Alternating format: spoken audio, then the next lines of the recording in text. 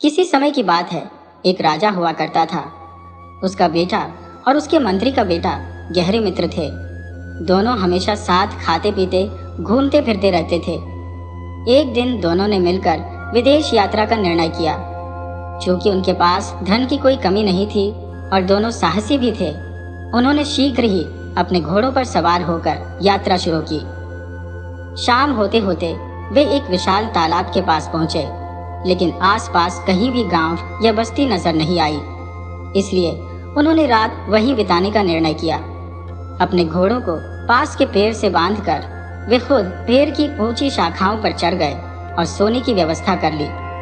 जैसे जैसे अंधेरा घना होता गया, उन्हें चारों ओर से तरह तरह के जंगली जानवरों की आवाजें सुनाई देने लगी। कुछ ही समय बाद एक अजीब दृश्य उनके सामने आया, जिसने उन्हें डरा दिया। तालाब के पानी में हलचल होने लगी और रहस्यमय आवाजें आने लगी, चोर चोर। थोड़ी देर बाद तालाब के बीच से एक विशालकाय सांप प्रकट हुआ, जो अपने फन को उठाकर किनारे की ओर बढ़ रहा था। उसकी फन पर एक अद्भुत मणि चमक रही थी, जिसका तेजस्वी प्रकाश चारों ओर फैल रहा था। सांप ने मणि को किनारे पर रख दिया और भोजन की तलाश में फुफकारते हुए उसी पेड़ के नीचे आ पहुंचा, जिस पर दोनों मित्र बैठे थे। सांप ने उनके दोनों घोड़ों को निगल लिया, जिससे दोनों मित्र भयभीत हो गए कि अब वह उन्हें भी डस लेगा। परंतु सांप दूसरी दिशा में चला गया। इसके बाद मंत्री के बेटे की नजर मणि पर पड़ी और उसे पाने की लालसा जाग उठी। उसने कहानियों में सुना था कि मणि के प्रकाश को केवल गोबर या घोड़े की लीद से ढंका जा सकता है। घोड़ों की लीद पास में ही थी, इसलिए वह शीघ्रता से नीचे उतरा, मणि को लीद से ढक दिया और फिर पेड़ पर चढ़ गया। कुछ देर बाद सांप लौट आया और मणि को ढूंढने लगा। जब उसे मणि नहीं मिली तो वह गुस्से से अपना फन पटकने लगा। आखिरकार उसने गहरे क्रोध और निराशा में वहीं अपने प्राण त्याग दिए। सुबह होते ही राजा का बेटा और मंत्री का बेटा पेड़ से नीचे उतरे। मंत्री के बेटे ने मणि को निकाला और उसे धोने के लिए तालाब की ओर चला गया। जैसे ही उसने मणि को धोया, उससे इतना अद्वितीय प्रकाश निकला कि तालाब का तल तक रोशन हो गया। उन्हें पता चला कि तालाब के नीचे एक विशाल महल था, जो दीवारों से घिरा हुआ था। मंत्री का बेटा उत्साहित होकर बोला, चलो एक डुबकी लगाकर वहां चलते हैं। परंतु राजा का बेटा डरते हुए बोला, अगर वहां कोई भयावह दानव हुआ तो? मंत्री का बेटा साहसी था। उसने दृढ़ता से कहा, जो होगा देखा जाएगा। चलो। दोनों मित्रों ने साहस जुटाकर तालाब में गोता लगाया। मंत्री के पुत्र के हाथ में वो मणि थी, जिसका प्रकाश चारों ओर जगमगाता हुआ उनके रास्ते को आलोकित कर रहा था।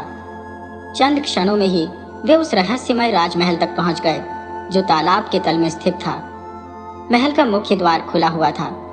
भीतर कदम रखते ही उन्हें महसूस हुआ कि यह महल जैसे वीरान हो चुका है। न कोई व्यक्ति, न कोई आवाज, हर ओर केवल सन्नाटा था, मानो यहाँ रहने वाले लोग इसे छोड़कर कहीं दूर चले गए हो। जैसे जैसे वे महल के अंदरूनी हिस्सों में घूमने लगे, एक विशेष कक्ष में जाकर उनकी नजर एक सोने के पलंग पर पड़ी। उस पर एक अत्यंत सुंदर कन्या गहरी नींद में सोई हुई थी। उसका चेहरा जैसे चांद की तरह उज्जवल था, दूध जैसा धवल। उसकी उम्र मुश्किल से 16-17 वर्ष की रही होगी। दोनों मित्र उसे देखकर मंत्रमुग्ध हो गए। उसकी सुंदरता ने उन्हें कुछ पल के लिए जैसे जड़ बना दिया। कुछ क्षणों बाद वह कन्या जाग गई। उसने आंखें मलते हुए दोनों को देखा और डरते हुए बोली, तुम लोग यहाँ कैसे पहुँचे? क्या तुम्हें मालूम नहीं कि यहाँ एक भयंकर विषधर सांप रहता है? वह जल्दी ही आएगा और तुम्हें देखते ही निगल जाएगा। दोनों मित्रों ने उसकी बात सुनकर शांतिपूर्वक उत्तर दिया, तुम निश्चिंत रहो, वह सांप अब जीवित नहीं है। यह सुनकर वह बेहद प्रसन्न हुई और उन दोनों का बार बार आभार व्यक्त करने लगी। तुम दोनों ने मुझे सांप के आतंक से मुक्त किया है। कृपया अब मुझे यहाँ अकेला छोड़कर मत जाओ, उसने विनती की। उसकी बातें सुनकर दोनों ने कुछ समय के लिए वहीं रहने का निश्चय किया। वह कन्या जितनी सुंदर थी, उसका स्वभाव उतना ही कोमल और मधुर था। कुछ समय बीतते बीतते राजकुमार ने उससे विवाह कर लिया। विवाह के कुछ दिनों बाद राजकुमार ने अपने राज्य लौटने की इच्छा व्यक्त की, परंतु वह राजसी ठाट बाट के साथ लौटना चाहता था। मंत्री का पुत्र बोला, मैं पहले जाकर राजा को सब हाल सुनाऊंगा, फिर हाथी घोड़ों और प्रजा के साथ हम तुम्हें राजसी ठाठ में ले जाएंगे। यह सुनकर राजकुमार बहुत प्रसन्न हुआ।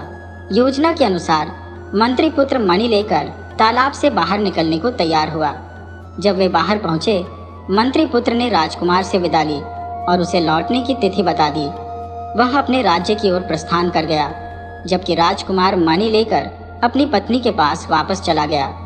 मंत्री पुत्र ने अपने राज्य लौटने के लिए एक अलग मार्ग चुना, जिससे उसकी यात्रा में अधिक समय लग गया। उसकी पूरी तैयारी में भी देर हो गई। इस बीच राजकुमार उस निर्जन महल में अत्यधिक उदास हो गया। वह मंत्री पुत्र के लौटने की प्रतीक्षा करता रहा और उसके दिल में अंधकार और अकेलेपन का साया गहराने लगा। एक दिन राजपुत्र दोपहर के भोजन के बाद गहरी नींद में सो रहा था। उसी दौरान उस कन्या की नजर अचानक मणि पर जा पड़ी। उसके मन में कौतूहल जागा। पानी के बाहर की दुनिया कैसी होगी, मैंने कभी देखा नहीं। इसी जिज्ञासा के कारण उसने मणि को उठा लिया और ऊपर जाने का निश्चय किया, यह सोचकर कि राजपुत्र के जागने से पहले लौट आऊंगी। जैसे ही वह पानी से बाहर आई, वहां के प्राकृतिक सौंदर्य ने उसे मंत्रमुग्ध कर दिया।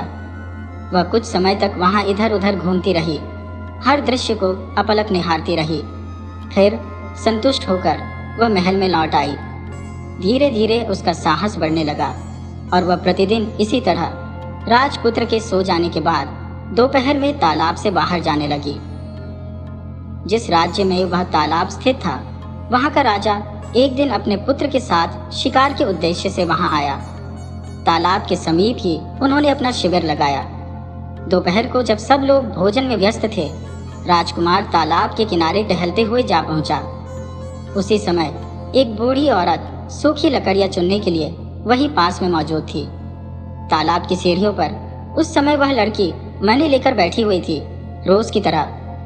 अचानक उसकी नजर राजकुमार और उसकी ओर गई। वह घबरा गई और तुरंत पानी में छलांग लगाकर अपने महल में लौट आई, जहां जाकर उसने राहत की सांस ली। उधर राजकुमार उस कन्या की अप्रतिम सुंदरता पर मोहित हो गया था। उसने ऐसा रूप कभी पहले नहीं देखा था। लड़की की एक ही झलक पाकर वह स्तब्ध रह गया था, मानो किसी जादू ने उसे जकड़ लिया हो। जैसे ही वह लड़की अदृश्य हो गई, राजकुमार वहां जड़वत खड़ा रहा। उसकी आंखें उसे पुनः देखने की कामना करती रही, परंतु उसकी यह इच्छा पूरी नहीं हुई और धीरे धीरे वह पागलपन की स्थिति में पहुंच गया।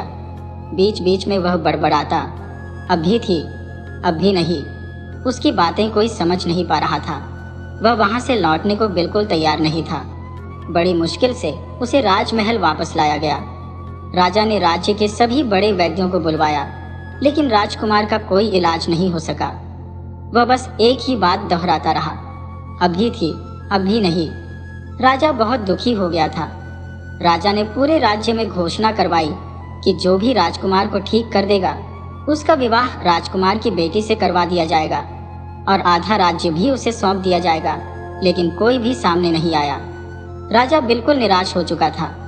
तभी एक दिन एक बूढ़ी औरत ने आकर राजा से कहा, महाराज, मैं आपके पुत्र को ठीक कर सकती हूँ। राजा ने आश्चर्य से पूछा, तुम? क्या तुम जानती हो कि राज्य के महानतम वैद्य भी उसे ठीक नहीं कर पाए और तुम कह रही हो कि उसे ठीक कर दोगी? बूढ़ी औरत ने आत्मविश्वास से कहा, हाँ महाराज, परंतु पहले मुझे उसे ठीक करने दीजिए, फिर मैं आपको बताऊंगी कि वह पागल क्यों हुआ था। राजा ने पूछा, कितने दिन लगेंगे? बूढ़ी औरत बोली, यह तो मैं अभी नहीं कह सकती महाराज, पर यदि आपका सहयोग मिला तो आपका पुत्र जल्द ही ठीक हो जाएगा। राजा ने पूछा, मेरा सहयोग? कैसा सहयोग चाहिए तुम्हें? बूढ़ी औरत बोली, जिस तालाब के पास राजकुमार पागल हुआ था, वहां मेरे लिए एक झोपड़ी बनवा दीजिए। झोपड़ी से 100 कदम दूर आपके सैनिक तैनात रहेंगे और मेरे निर्देशों का पालन करेंगे। राजा ने सैनिकों को निर्देश दिए कि वे बुढ़िया के सभी आदेशों का पालन करें। बुढ़िया ने कहा, महाराज, एक बात और, आप अपने वचन को ना भूलें। मैं आपके बेटे से विवाह नहीं करूंगी, लेकिन बदले में आपको अपनी बेटी का विवाह मेरे बेटे फकीर चंद से करना होगा। फकीर चंद उसका बेटा था, जो अक्सर पागल जैसा व्यवहार करता था, इसलिए उसे लोग फकीर की माँ कहकर बुलाते थे। फकीर चंद कभी कभी घर से भाग जाता था और जब वापस आता तो बिना सिर पैर की बातें करता जिन्हें कोई समझ नहीं पाता था। राजा के आदेश पर तालाब के किनारे बुढ़िया के लिए एक झोपड़ी बना दी गई और 100 कदम की दूरी पर सैनिकों की चौकसी के लिए भी व्यवस्था की गई। सैनिकों को सख्त आदेश थे कि बुढ़िया के बुलावे के बिना कोई तालाब के पास न जाए। बुढ़िया पूरी निगरानी रखने लगी, जबकि तालाब के भीतर राजमहल में राजपुत्र अपनी पत्नी के साथ मंत्री पुत्र के आने की प्रतीक्षा कर रहा था, परंतु मंत्री पुत्र का कोई अता पता नहीं था। उस घटना के बाद वह लड़की एक दिन भी तालाब से बाहर नहीं आई थी, लेकिन किस्मत कब किस करवट बदल जाए कौन जानता है। एक दिन जब राजपुत्र दोपहर के भोजन के बाद सोने चला गया, वह लड़की मणि को हाथ में लिए तालाब से बाहर आई और घाट पर बैठ गई। बुढ़िया इसी मौके का इंतजार कर रही थी। उसने मीठी आवाज में कहा, अरे रूप की रानी, आओ मैं तुम्हें कुछ बताती हूँ। लड़की ने कोई आपत्ति नहीं की। बुढ़िया पास आकर बैठी और उसकी मणि को देखकर बोली, अरे इसे हाथ में क्यों ले रखा है? पानी में गिर सकती है, घाट पर अच्छे से रख दो। मौका पाकर बुढ़िया ने मणि को छिपा लिया और सैनिकों को इशारा किया। सैनिकों ने फौरन लड़की को पकड़ लिया और उसे राजमहल में ले आए। जैसे ही राजपुत्र ने उस लड़की को देखा, वह खुशी से चिल्ला उठा, मिल गई, मिल गई। उसका पागलपन उसी पल दूर हो गया। राजा की प्रसन्नता का कोई ठिकाना नहीं रहा। उसने अपने बेटे की शादी उसी लड़की से कराने का निर्णय लिया, लेकिन लड़की ने कहा, महाराज, तालाब के भीतर मेरे पति है और मैंने व्रत लिया है कि 1 वर्ष तक किसी अन्य पुरुष का चेहरा नहीं देखूंगी, इसलिए अभी विवाह संभव नहीं है। ये सुनकर राजा थोड़ा उदास हो गया, लेकिन और कोई विकल्प न देखकर उसने 1 वर्ष तक प्रतीक्षा करने का निश्चय किया। उधर मंत्री पुत्र ने सभी व्यवस्थाएं करके हाथियों और घोड़ों के साथ तालाब के किनारे डेरा डाल दिया। वह आम के पेड़ों के नीचे तंबू में रहकर तालाब की ओर देखता रहा, यह उम्मीद करते हुए कि राजपुत्र और उसकी पत्नी बाहर आएंगे। लेकिन समय बीतने के बावजूद राजपुत्र और उसकी पत्नी जल से बाहर नहीं निकले। मंत्री पुत्र को शंका हुई कि अवश्य कोई अनहोनी हुई है, लेकिन उसने यह भी सोचा कि बिना मणि के तालाब के अंदर के महल तक पहुंचना असंभव है। उधर लड़की के व्रत की अवधि भी समाप्ति की ओर बढ़ रही थी। राजा ने अपने पुत्र और उस जल कन्या के विवाह की भव्य तैयारियां प्रारंभ कर दी थी। राजमहल में शहनाइयों की गूंज सुनाई देने लगी। मंत्री पुत्र, जो अभी तक नगर के समीप ही ठहरा हुआ था, उसने इन शहनाइयों की ध्वनि को सुनते ही एक राहगीर से जानकारी प्राप्त की। राहगीर ने बताया कि यह धूमधाम एक जल कन्या के साथ राजकुमार के विवाह की है। मंत्री पुत्र ने सारी स्थिति को भांप लिया और निश्चय किया कि पहले नगर जाकर वह और जानकारी प्राप्त करेगा। वह नगर की ओर बढ़ा और वहां एक ब्राह्मण के घर जाकर चरण स्पर्श किए। ब्राह्मण ने मंत्री पुत्र का स्वागत किया, उसे भोजन कराया और विश्राम करवाया। विश्राम के बाद मंत्री पुत्र ने जिज्ञासावश ब्राह्मण से पूछा, ब्राह्मण देव, कृपया यह बताएं कि नगर में इतनी चहल पहल क्यों है? ब्राह्मण ने कहा, लगता है तुम नए हो, तभी यह नहीं जानते। पास के जंगल में एक तालाब है, वहीं से एक अनुपम सुंदरता वाली जल कन्या को पकड़ा गया है। उसका विवाह राजकुमार से होने जा रहा है, इसलिए नगर में यह उत्सव है।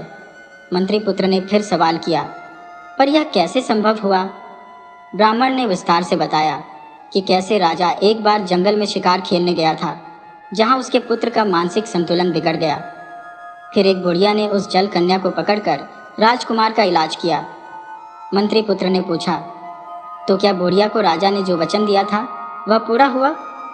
ब्राह्मण ने उत्तर दिया, नहीं, बुढ़िया का पुत्र फकीर चंद अभी तक नहीं लौटा है। वह कहती है कि अब उसका समय आ गया है। मंत्री पुत्र ने पूछा, वह दिखने में कैसा है? ब्राह्मण ने बताया, वह तुम्हारे जैसा ही दिखता है, बस हाथ में एक पेड़ की डाल लिए दरवाजे के सामने नाचता रहता है और कहता रहता है, नहीं होगा, नहीं होगा, जाओ। मंत्री पुत्र ने यह सुनकर एक योजना बनाई। वह ब्राह्मण से विदा लेकर नगर से बाहर आया और फिर फकीर चंद का वेश धारण करके वापस लौटा। हाथ में एक डाल लिए वह बुढ़िया के घर के सामने नाचने लगा। उसकी आवाज़ सुनते ही बुढ़िया प्रसन्न हो उठी, यह न पहचानते हुए कि वह मंत्री पुत्र है। खुश होकर बुढ़िया बोली, भगवान ने मेरी सुन ली, अब मुझे छोड़कर मत जाना। नकली फकीर चंद ने भी वही दोहराया। नहीं होगा, नहीं होगा। बुढ़िया ने कहा, मेरे साथ रहो, मैं तुम्हारा विवाह राजकुमारी से करवाऊंगी। नकली फकीर चंद ने सहमति दी। फिर बुढ़िया ने उसे बताया, मैं तालाब से एक जल कन्या को पकड़ कर लाई हूँ, क्या देखोगे? नकली फकीर चंद नाचते नाचते बोला, जाऊंगा जाऊंगा। बुढ़िया ने पूछा, सांप के सिर की मणि देखोगे? उसने उत्तर दिया, हाँ देखूंगा। बुढ़िया ने मणि निकाली और जैसे ही उसने मणि निकाली, नकली फकीर चंद ने उसे अपने पास छिपा लिया। बुढ़िया इतनी प्रसन्न थी कि उसे इसका ध्यान ही नहीं रहा। बुढ़िया नकली फकीर चंद को राजमहल में ले गई और उसे राजकन्या के कमरे में बैठा दिया। शाम हुई तो बुढ़िया ने उसे साथ चलने को कहा, पर वह तैयार नहीं हुआ। बुढ़िया बहुत चीखी चिल्लाई, लेकिन नकली फकीर चंद अपनी जिद पर अड़ा रहा और उसकी योजना बेधड़क आगे बढ़ती रही। आखिरकार बुढ़िया ने हार मान ली और पहरेदारों को सख्त हिदायत देकर अकेली लौट गई। रात के गहन अंधकार में जब सब सो गए, मंत्री पुत्र ने राजकुमारी के पास जाकर अपना परिचय दिया। रोते हुए वह बोली, मुझे बचाने वाला और कौन होगा, तुम्हारे सिवा। मंत्री पुत्र ने दृढ़ता से कहा, इसीलिए मैं यहाँ आया हूँ, जो मैं कहूँ वह करना होगा। हमें आज ही रात यहाँ से भागना होगा। नकली फकीर चंद ने खिड़की के बाहर उछलते हुए अजीब हरकतें शुरू कर दी। पहले तो पहरेदार सतर्क हुए, लेकिन जल्द ही उसे पागल समझकर एक दूसरे से बोले, लगता है यह पूरी रात इसी तरह करेगा। खिड़की के बाहर आएगा, फिर अंदर जाएगा। उसे करने दो, हम थोड़ी देर सो लेते हैं। जैसे ही पहरेदारों ने ध्यान हटाया, मंत्री पुत्र ने जल कन्या को खिड़की के रास्ते बाहर निकाला और वे दोनों भाग निकले। वे सीधे उस तालाब के किनारे पहुंचे जहां से जल कन्या को पकड़ा गया था। इसके बाद मंत्री पुत्र ने उन्हें महल से सुरक्षित बाहर निकाला और अपने देश की ओर लौटने लगे। हाथी और घोड़े पहले ही लौटा दिए गए थे, इसलिए उन्हें पैदल ही यात्रा करनी पड़ी। पहाड़, नदियां और जंगल पार करते हुए उन्होंने कई दिन बिताए, मगर कोई बस्ती नहीं मिली। आखिरकार एक विशाल बरगद के पेड़ के नीचे रुकने का निर्णय लिया।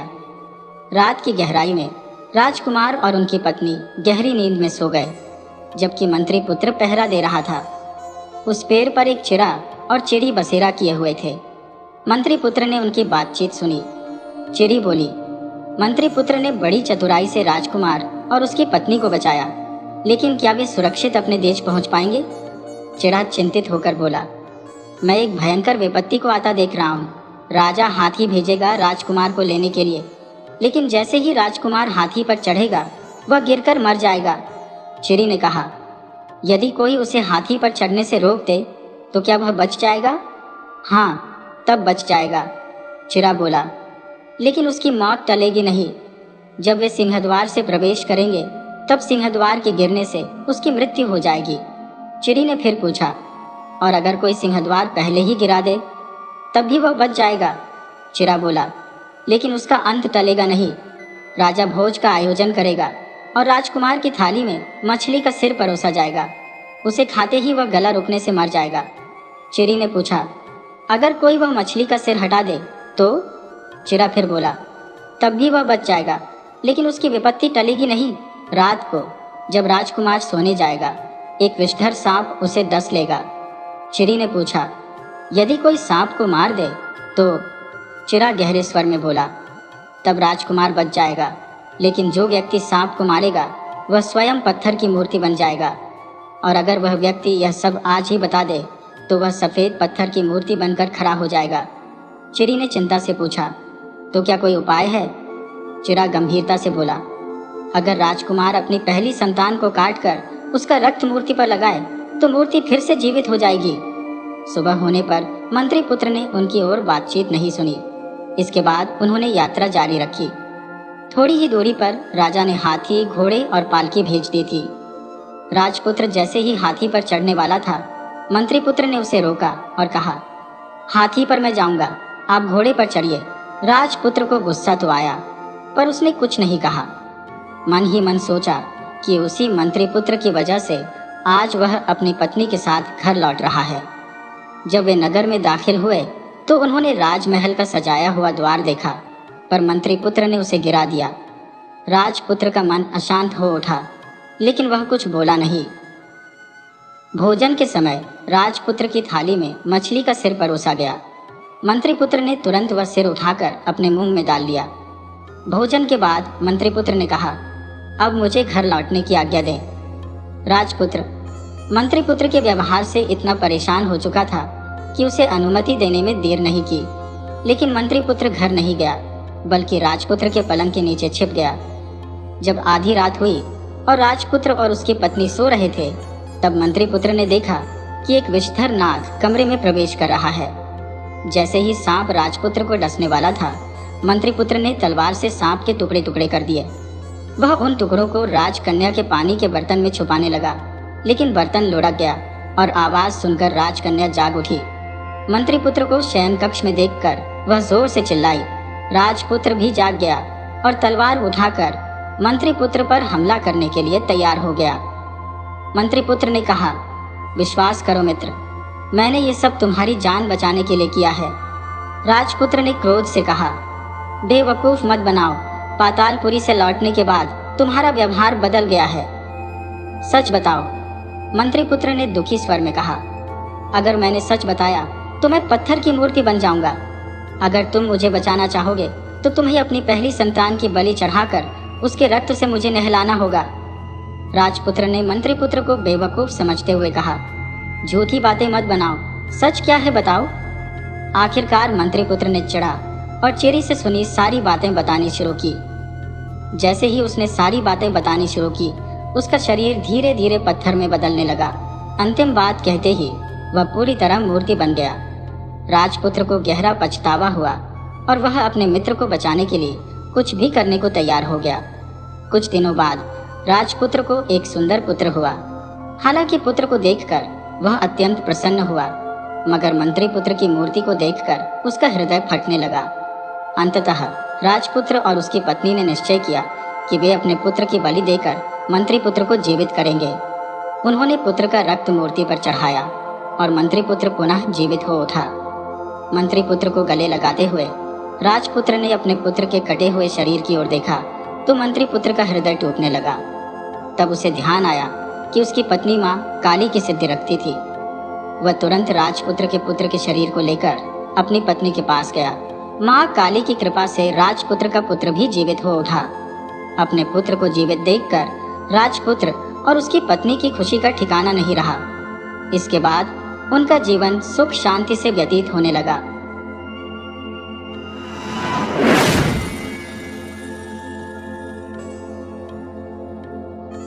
बहुत पुराने समय की बात है।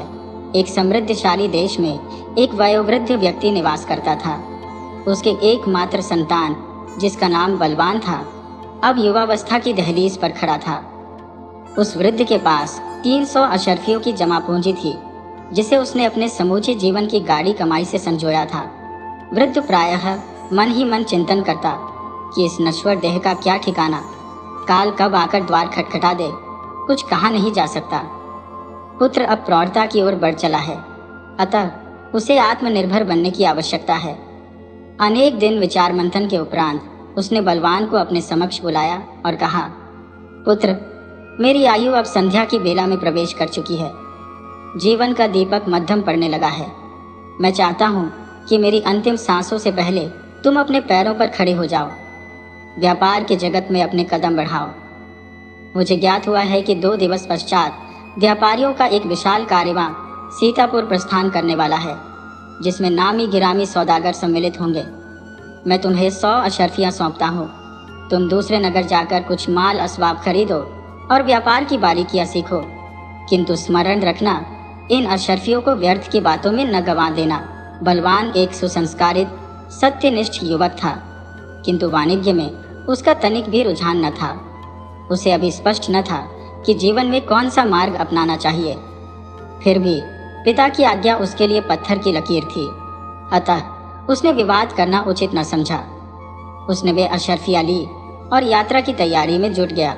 वह उस व्यापारिक काफिले संग सीतापुर के लिए प्रस्थान कर गया। कुछ दिन के कठिन सफर के पश्चात काफिला सीतापुर पहुंचा और एक सराय में पड़ाव डाला।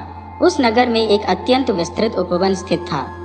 रात्रि के समय बलवान उस बाग की सैर पर निकल पड़ा। जब वह वहां पहुंचा तो उसकी दृष्टि सहसा ठहर गई। सहस्रों दीपों की जगमगाहट से बाग आलोकित था, मानो रात में दिन का उजास बिखरा हो। वहां लोगों की भारी भीड़ एकत्रित थी। इतने में एक अजनबी उसके समीप आया और बोला, युवक, तुम इतने विस्मित क्यों खड़े हो? यदि कुछ जिज्ञासा हो तो मुझसे पूछ सकते हो। बलवान ने प्रश्न किया, यह कौन लोग हैं और यहाँ क्या हो रहा है? उस व्यक्ति ने उत्तर दिया, नौजवान, ये सब शतरंज के खिलाड़ी हैं। यहाँ शतरंज की विधिवत शिक्षा दी जाती है। यह स्थान शतरंज की बारीकियों को सिखाने का प्रतिष्ठित स्थल है। बलवान के मन में उत्सुकता जाग उठी। उसने पूछा, क्या मैं भी यह खेल सीख सकता हूँ? व्यक्ति ने मुस्कुराते हुए कहा, निस्संदेह, किंतु एक शर्त है, तुम्हें 100 अशर्फियाँ शुल्क स्वरूप जमा करनी होंगी। प्रशिक्षण अवधि 6 महीने की होगी। इस बीच तुम्हारे भोजन निवास का भार भी हमारी ओर रहेगा। बलवान ने अपनी 100 अशर्फियाँ तत्काल सौंप दी और विधिवत शतरंज का शिक्षार्थी बन गया। कुछ ही दिनों में यह खेल उसकी रुचि बन गया और शीघ्र ही वह शतरंज में दक्षता प्राप्त करने लगा। उसकी प्रतिभा इतनी प्रखर थी कि उसने अपने गुरु को भी मात दे दी। जैसे ही 6 माह की अवधि समाप्त हुई, सबक प्राप्त करने वाले लोग अपने अपने घर की राह पकड़ने लगे। बलवान अब शतरंज का चतुर खिलाड़ी अवश्य बन चुका था, किंतु उसके मन का वितृष्णा का बादल छंटने का नाम ही न ले रहा था। जेब खाली और हाथ रीते लेकर वह घर लौटे तो जनक से क्या कहेगा, यही सोच उसकी छाती पर बोझ बनी हुई थी। पगडंडियों और धूल भरे रास्तों पर वह पदयात्रा करता हुआ घर पहुंचा। सफर के दरमियान वह मात्र वन्य फल मूल और इक्के दुक्के झरनों के जल से ही क्षुधा शांत करता रहा। जब बलवान खाली हाथ चौखट पर आया तो पिता की आंखों में व्यथा की गहरी रेखाएं उभर आईं। उन्होंने भारी स्वर में कहा, तुमने न वक्त का आदर किया, न अर्जित संपत्ति की कदर। अपने ही हाथों अपने नसीब की रेखाओं को मैला कर दिया। पूरे 1 वर्ष बलवान घर की देहरी पर निष्क्रिय पड़ा रहा। फिर एक दिन पिता ने उसे स्नेह और कठोरता का मिश्रित पाठ पढ़ाया, दुनियादारी की ऊंच नीच से परिचित कराया, तजुर्बे की गठरी खोली और द्रव्य की कीमत समझाई। उन्होंने व्यापार के अनगिनत फायदे गिनाए और फिर एक बार 100 अशर्फियाँ सौंपी, यह कहकर कि जाओ, जीवन को दिशा दो। बलवान पुनः यात्रा पर निकला। काफिले के संग सीतापुर पहुंचा, सामान सराय में टिका दिया और संध्या बेला में उसी बाग की ओर बढ़ चला। इस बार बाग के भीतर से मधुर संगीत की लहरियां उसकी चेतना पर दस्तक दे रही थी। जहां पहले उसने शतरंज का हुनर सीखा था, वहीं अब बहुरंगी वाद्य यंत्रों की स्वर धाराएं बह रही थी, मानो धुनों का समंदर लहरा रहा हो। पिता की सीख और समझाइश पल भर में उसकी स्मृति से विलीन हो गई। मन ऐसा बावला हुआ कि दिल ने चाहा इस बार संगीत की कोई विधा आत्मसात कर ले। नियमानुसार शर्त वही थी, 100 अशर्फिया और 6 महीने का प्रशिक्षण। बलवान ने झटपट अशर्फिया समर्पित की और सारंगी का रियाज शुरू कर दिया। संगीत के सुरों में ऐसा डूबा कि सुध बुध सब हर गई। चंद माह में ही उसकी उंगलियां सारंगी की तारों पर ऐसे नाचने लगी कि सुनने वाले सम्मोहित होकर मंत्रमुग्ध हो जाते। 6 महीने पूरे होते ही शिष्यगण अपने अपने नगर लौट चले। बलवान के मन में फिर वही चिंता घिर आई, पिता को क्या मुख दिखाऊं कि व्यापार के स्थान पर एक और कला सीखकर लौट रहा हूँ। फिर वही धूल भरा सफर, वही कच्चे रास्ते और वही खाली जेब। घर लौटने पर पिता की क्रोधाग्नि भड़क उठी। उन्होंने कड़े शब्दों में फटकारा, कटु वचनों की वर्षा कर दी। इस प्रकार 1 और वर्ष व्यर्थ चला गया। आखिरकार एक दिन पिता ने गंभीर स्वर में अंतिम बार कहा, देखो पुत्र, यह 100 अशर्फियाँ मेरे जीवन की अंतिम संचित संपत्ति है। यदि इस बार भी इन्हें उड़ा दिया तो हम दोनों भूखों मरेंगे। रोटी का टुकड़ा भी नसीब न होगा और तुम अपने पैरों पर खड़े होने का सपना भी भूल जाना। बलवान ने इस बार अशर्फियाँ दोनों हाथों से थामी। पिता की सीख का हर शब्द मस्तिष्क में गांठ की तरह बांध लिया और कुछ ही दिनों बाद फिर से उसी व्यापारिक कारवां संग कूच कर गया। इस बार उसने मन ही मन ठान लिया था, अब किसी नई कला का मोह न करेगा, बल्कि इन अशर्फियों से सामान खरीद कर सच्चा व्यापार करेगा। जब बलवान सीतापुर पहुंचा तो सराय में अपना सामान व्यवस्थित करने के पश्चात उसने मन ही मन संकल्प लिया कि इस दफा वह उस बाग की ओर कदम नहीं बढ़ाएगा। सांझ का धुंधलका छाते ही जब वह टहलने बाहर निकला तो अनायास ही उसके कदम उसी बाघ के समीप जा ठिठके। क्षण भर वह सोचने लगा, सिर्फ झांकने में क्या हानि है। अगली ही सांस में उसके पांव बाघ की देहरी लांघ चुके थे। उसकी दृष्टि वहां ठहरी जहां कभी उसने शतरंज और सारंगी की तालीम ली थी। अब वहां कुछ नवयुवक कलम दबात लिए तालीम में रमे थे। पढ़ने लिखने की ललक ने बलवान की अंतश्चेतना को झकझोर डाला। उसने तीसरी बार अपनी 100 अशर्फियां अर्पित की, दाखिला लिया और पहले की भांति जी जान से पढ़ाई में जुट गया। विद्या की यह अवधि समाप्त हुई तो बलवान अक्षरों का सच्चा रहस्यदर्शी बन चुका था, किंतु इस बार उसके भीतर अपने पिता की निगाहों का सामना करने का साहस शेष न था। वहीनता की इस उलझन के दरमियान उसकी भेंट एक दूर दराज से आए सौदागर से हुई, जो अपने माल का सौदा करने उस नगर आया था। बलवान ने उस व्यापारी के काफिले में मुलाजिमत पकड़ ली। कारवां बढ़ा और रेतीले रास्तों पर सफर का सिलसिला शुरू हुआ। ये रास्ता ऐसा था जहां जल की एक एक बूंद दुर्लभ थी। यात्रा के दौरान काफिले का पूरा पानी समाप्त हो गया और प्यास ने सबकी सांसें अटकानी शुरू कर दी। बहुत भटकने के बाद उन्हें एक गहरा कुआं दिखाई दिया, ऐसा कुआं जिसकी तलहटी में जल का अस्तित्व नाम मात्र था। व्यापारी ने बलवान को आदेश दिया कि वह कुएं में उतरे और पानी भरकर लाए। बलवान ने रस्सी का सहारा लिया और कुएं के गहरे गर्त में उतर गया। पानी भरते भरते उसकी नज़र उस दीवार पर पड़ी जहां एक नन्हा सा द्वार था। ऐसा द्वार मानो किसी भूली हुई गाथा का प्रवेश द्वार हो। जिज्ञासा के पांव उसे उस द्वार तक खींच ले गए। द्वार लांघने पर उसने देखा भीतर एक अंधकारमय कक्ष था, जिसमें एक वृद्ध निस्तेज चेहरा लिए बैठा था। उसकी थरथराती हथेली में एक पुरानी सारंगी दबी हुई थी। बलवान भीतर गया, बिना कुछ बोले उस सारंगी को उठाया और उंगलियों से सुरों का जादू जगाने लगा। मीठे रात की बयार उस सन्नाटे भरे कक्ष में ऐसी बही कि बूढ़े की बंद पलकें खुल गई। उसकी सोनी आंखों में चमक लौट आई। उसने बलवान को अपार स्नेह से निहारा और जैसे ही संगीत रुका, बूढ़े ने मुक्त कंठ से उसकी प्रशंसा की। फिर कातर स्वर में पूछा, अरे भले मानस, इस वीराने में तू कैसे अटपका? बलवान ने अपनी पूरी कथा क्रमशः सुना दी। जब वह लौटने को हुआ तो वृद्ध ने उसे थाम लिया और बोला, तूने अपने सुरों से मेरी सोई आत्मा को राहत दी है। इनाम में मैं तुझे यह 300 अशर्फिया देता हूँ। यदि इसके अतिरिक्त कोई मुराद हो तो निसंकोच कह डाल। बलवान ने निवेदन किया, बाबा, सबसे बड़ा इनाम यही होगा कि आप मुझे इस कुएं से बाहर निकलने का मार्ग दिखा दें। वृद्ध ने मुस्कुराते हुए 300 अशर्फियों की थैली उसके हाथ पर रखी और धीमे स्वर में कहा, अब अपनी आंखें मूंद ले और जो होना है उसे होने दे। क्षण भर के भीतर ही बलवान कुएं के गर्त से बाहर आ खड़ा हुआ। उसने चारों ओर दृष्टि दौड़ाई तो पाया कि काफिले का पूरा कारवां पहले ही कूच कर चुका था। बलवान ने रेत पर उकेरे ऊंटों के पदचिन्हों का अनुसरण किया और उनके पीछे पीछे चल पड़ा। अगली सुबह उसने कारवां को पा लिया, जहां सभी उसकी जीवित उपस्थिति देखकर स्तब्ध रह गए, जैसे किसी मृत देह में पुनः प्राण लौट आए हो। बलवान ने व्यापारी के सम्मुख समस्त घटनाक्रम बारीकी से उकेर दिया। साथ ही वह थैली भी दिखाई जो अशर्फियों से ठसाठस भरी थी। आगे बढ़ते हुए एक स्थल पर काफिला सुस्ताने के लिए ठहरा। तब व्यापारी एक पत्थर पर बैठकर खत लिखने लगा। पत्र को मुहर बंद करने के पश्चात उसने बलवान को बुलाया और स्नेहिल स्वर में बोला, बेटा, तूने अपनी सत्यनिष्ठा से मेरे हृदय को जीत लिया है। मेरी इकलौती सुपुत्री, जो रूप लावण्य और शालीनता का अद्भुत संगम है, मैं उसकी डोरी तुझसे बांधना चाहता हूँ। तू मुझसे पहले मेरे घर पहुंचकर ब्याह की तैयारी करवा दे। यह खत मेरी अर्धांगिनी को सौंप देना और अपनी अशर्फिया सावधानी से संभाल कर रखना। व्यापारी की अमानत थामे बलवान त्वरित गति से उस घर की ओर रवाना हुआ।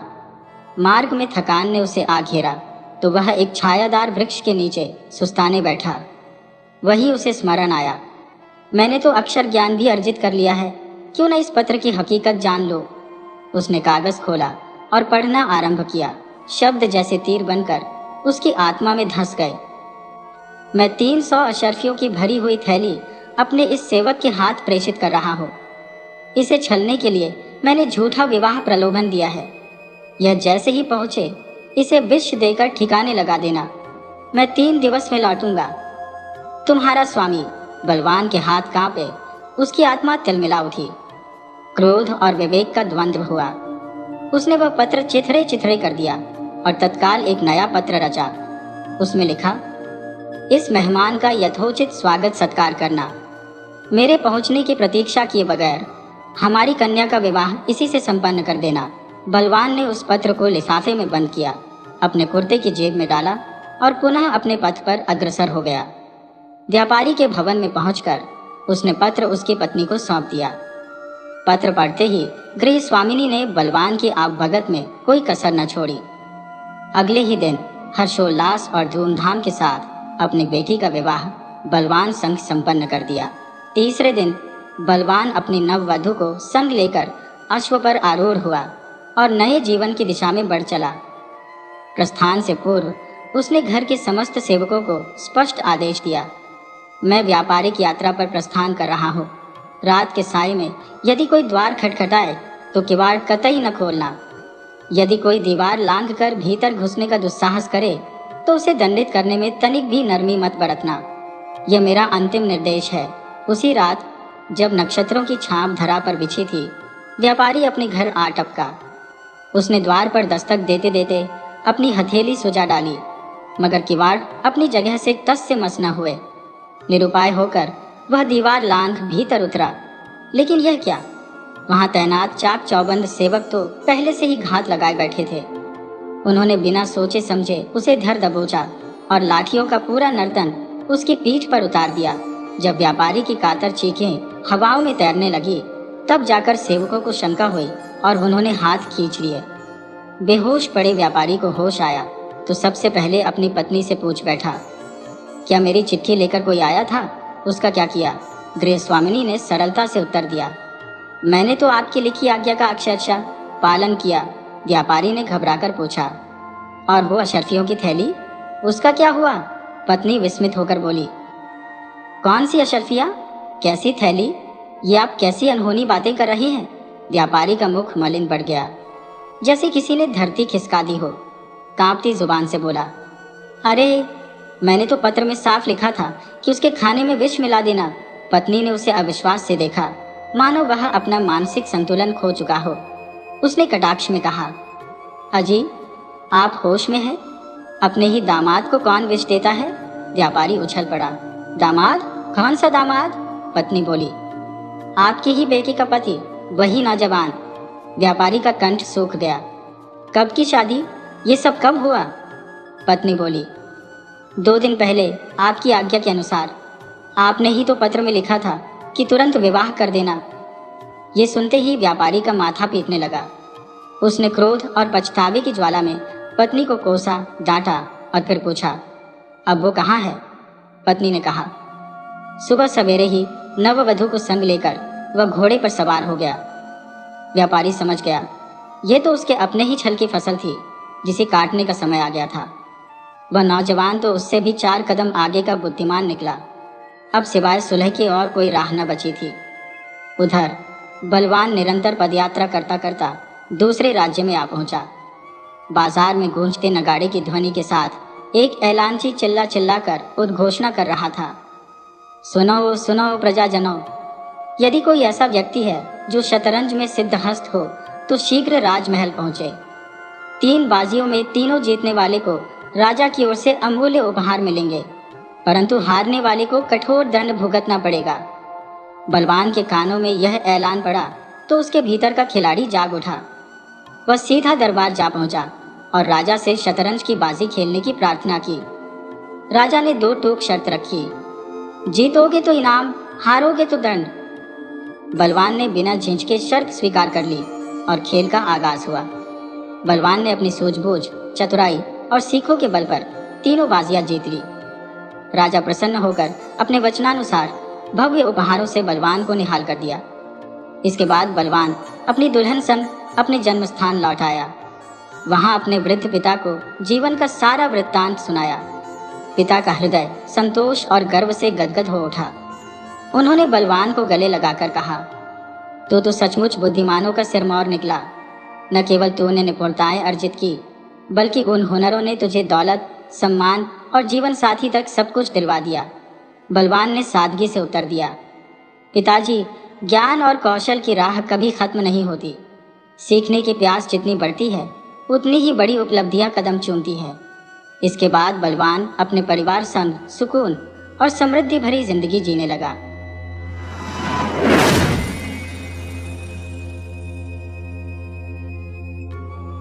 रूप और यौवन के चंचल विलास के बाद कोकिला अब उस कलुषित जीवन के चिन्ह को आंसुओं से धो रही थी। विगत जीवन की याद आते ही उसका दिल बेचैन हो जाता और वह विषाद और निराशा से विकल होकर पुकार उठती, हाय, मैंने संसार में जन्म ही क्यों लिया। उसने दान और व्रत से उन कालिमाओं को धोने का प्रयत्न किया और जीवन के बसंत की सारी विभूति इस निष्फल प्रयास में लुटा दी। पर यह जागृति क्या किसी महात्मा का वरदान या किसी अनुष्ठान का फल था? नहीं, यह उस नवजात शिशु के प्रथम दर्शन का प्रसाद था, जिसके जन्म ने आज 15 साल से उसकी सोनी गोद को प्रदीप्त कर दिया था। शिशु का मुख देखते ही उसके नीले होठों पर एक क्षीण, करुण, उदास मुस्कुराहट झलक गई, पर केवल एक क्षण के लिए। एक क्षण के बाद वह मुस्कुराहट एक लंबी सांस में विलीन हो गई। उस अशक्त, क्षीण, कोमल रुदन ने कोकिला के जीवन का रुख फेर दिया। वात्सल्य की वह ज्योति उसके लिए जीवन संदेश और मोक्ष उपदेश थी। कोकिला ने उस नवजात बालिका का नाम रखा श्रद्धा। उसी के जन्म ने तो उसमें श्रद्धा उत्पन्न की थी। वह श्रद्धा को अपनी लड़की नहीं, किसी देवी का अवतार समझती थी। उसकी सहेलियां उसे बधाई देने आती, पर कोकिला बालिका को उनकी नजरों से छिपाती। उसे यह भी मंजूर न था कि उनकी पापमयी दृष्टि भी उस पर पड़े। श्रद्धा ही अब उसकी विभूति, उसकी आत्मा, उसका जीवन दीपक थी। वह कभी कभी उसे गोद में लेकर साथ से छलकती हुई आंखों से देखती और सोचती, क्या यह पावन ज्योति भी वासना के प्रचंड आघातों का शिकार होगी? मेरे प्रयत्न निष्फल हो जाएंगे। आह, क्या कोई ऐसी औषधि नहीं है जो जन्म के संस्कारों को मिटा दे? भगवान से वह सदैव प्रार्थना करती कि मेरी श्रद्धा किन्हीं कांटों में न उलझे। वह वचन और कर्म से, विचार और व्यवहार से उसके सम्मुख नारी जीवन का ऊंचा आदर्श रखेगी। श्रद्धा इतनी सरल, इतनी प्रगल्भ, इतनी चतुर थी कि कभी कभी कोकिला वात्सल्य से गदगद होकर उसके तलवों को अपने मस्तक से रगड़ती और पश्चाताप तथा हर्ष के आंसू बहाती। 16 वर्ष बीत गए। पहले की भोली भाली श्रद्धा अब एक सगर्भ, शांत, लज्जाशील नवयवना थी, जिसे देखकर आंखें तृप्त हो जाती थी। विद्या की उपासिका थी, पर सारे संसार से विमुख। जिनके साथ वह पढ़ती थी वे उससे बात भी न करना चाहती थी। मात्र स्नेह के वायुमंडल में पड़कर वह घोर अभिमानिनी हो गई थी। वात्सल्य के वायुमंडल, सखी सहेलियों के परित्याग, रात दिन की घोर पढ़ाई और पुस्तकों के एकांतवास से अगर श्रद्धा को अहंभाव हो आया तो आश्चर्य की कौन सी बात है। उसे किसी से भी बोलने का अधिकार न था। विद्यालय में भले घर की लड़कियां उसके सहवास में अपना अपमान समझती थी। रास्ते में लोग उंगली उठाकर कहते, कोकिला रंदी की लड़की है। उसका सिर झुक जाता, कपोल क्षण भर के लिए लाल होकर दूसरे ही क्षण फिर छूने की तरह सफेद हो जाते। श्रद्धा को एकांत से प्रेम था। विवाह को ईश्वरीय कोप समझती थी। यदि कोकिला ने कभी उसकी बात चला दी तो उसके माथे पर बल पड़ जाते। चमकते हुए लाल चेहरे पर कालिमा छा जाती, आंखों से झरझर आंसू बहने लगते। कोकिला चुप हो जाती। दोनों के जीवन आदर्शों में विरोध था। कोकिला समाज के देवता की पुजारिन, श्रद्धा को समाज से, ईश्वर से और मनुष्य से घृणा। यदि संसार में उसे कोई वस्तु प्यारी थी तो वह थी उसकी पुस्तकें। श्रद्धा उन्हीं विद्वानों के संसर्ग में अपना जीवन व्यतीत करती, जहाँ ऊंच नीच का भेद नहीं, जाति पाति का स्थान नहीं, सबके अधिकार समान है। श्रद्धा की पूर्ण प्रकृति का परिचय महाकवि रहीम के एक दोहे के पद से मिल जाता है, प्रेम सहित मरिबो भलो जो विष दे बुलाए। अगर कोई सप्रेम बुलाकर उसे विष दे देता तो वह न जानू हो अपने मस्तक से लगा लेती, किंतु अनादर से दिए हुए अमृत की भी उसकी नजरों में कोई हकीकत न थी। एक दिन कोकिला ने आंखों में आंसू भरकर श्रद्धा से कहा, क्यों मन्नी, सच बताना, तुझे यह लज्जा तो लगती ही होगी कि मैं क्यों इसकी बेटी हुई। यदि तू किसी ऊंचे कुल में पैदा हुई होती तो क्या तब भी तेरे दिल में ऐसे विचार आते? तू मन ही मन मुझे जरूर कोसती होगी। श्रद्धा माँ का मुंह देखने लगी। माता से इतनी श्रद्धा कभी उसके दिल में पैदा नहीं हुई थी। कांपते हुए स्वर में बोली, अम्मा जी, आप मुझसे ऐसा प्रश्न क्यों करती हैं? क्या मैंने कभी आपका अपमान किया है? कोकिला ने गदगद होकर कहा, नहीं बेटी, उस परम दयालु भगवान से यही प्रार्थना है कि तुम्हारी जैसी सुशील लड़की सबको दे। पर कभी कभी यह विचार आता है कि तू अवश्य ही मेरी बेटी होकर पछताती होगी। श्रद्धा ने धीर कंठ से कहा, अम्मा, आपकी यह भावना निर्मूल है। मैं आपसे सच कहती हूँ, मुझे जितनी श्रद्धा और भक्ति आपके प्रति है, उतनी किसी के प्रति नहीं।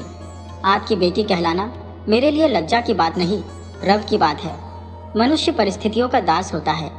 आप जिस वायुमंडल में पली, उसका असर तो पड़ना ही था, किंतु पाप के दलदल में फेनस कर फिर निकल आना अवश्य गौरव की बात है। बहाव की ओर से नाव खेले जाना तो बहुत सरल है, किंतु जो नाविक बहाव के प्रतिकूल खेले जाता है, वही सच्चा नाविक है।